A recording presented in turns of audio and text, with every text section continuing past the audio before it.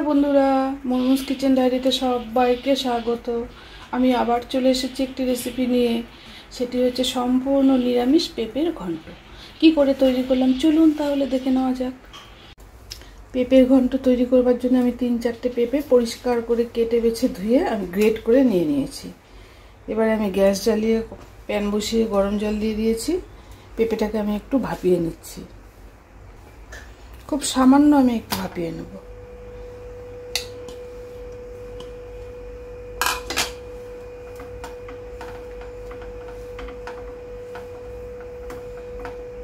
তাহলে কি পেঁপের কষ একটা গন্ধ থাকে যে সেটা চলে যাবে। পেঁপেটা সামান্য ভাপিয়ে নিয়েছি, এবার এটাকে আমি নামিয়ে নিচ্ছি। এবার আমি প্যান বসিয়ে তেল দিয়ে দিলাম, তেলটা গরম হয়ে গিয়েছে, দিয়ে দিলাম একটু গোটা জিরে, তেজপাতা, শুকনো লঙ্কা। এটাকে আমি সম্পূর্ণ নিরামিষ তৈরি করছি যেহেতু একটু দিয়ে দিলাম হিং।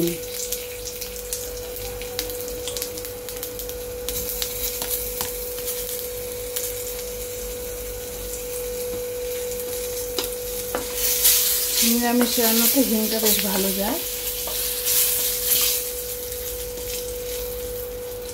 সম্বরের মশলাটা ভাজা হয়ে গিয়েছে, এবারে আমি একটা আলুকে কেটে টুকরো করে রেখেছি, সেটা দিয়ে দিলাম। একটু লবণ দিয়ে দিলাম।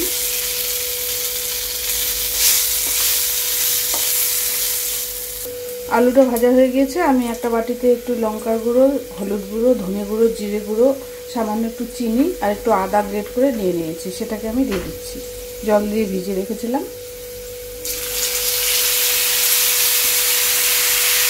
মশলাটা কষানো হয়ে গিয়েছে, এবার আমি কিছুটা কাজু বাদাম কিশমিশ দিয়ে দিলাম।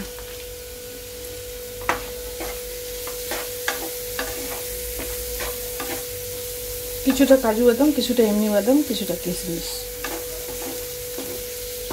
এটাকে দিয়ে ভালো করে আমি একটু নাড়াচাড়া করে নিলাম। এবার আমি পেঁপেটাকে যে ভাপিয়ে নিয়েছিলাম সেটাকে আমি খুব সুন্দর করে চিপে নিয়ে নিয়েছি, সেটা দিয়ে দিলাম।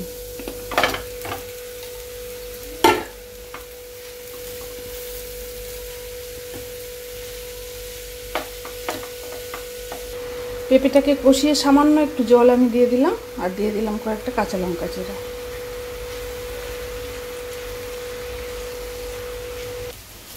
সম্পূর্ণ নিরামিষ পেঁপে ঘন্ট রেডি। এবারে আমি একটু ঘি দিয়ে দিচ্ছি।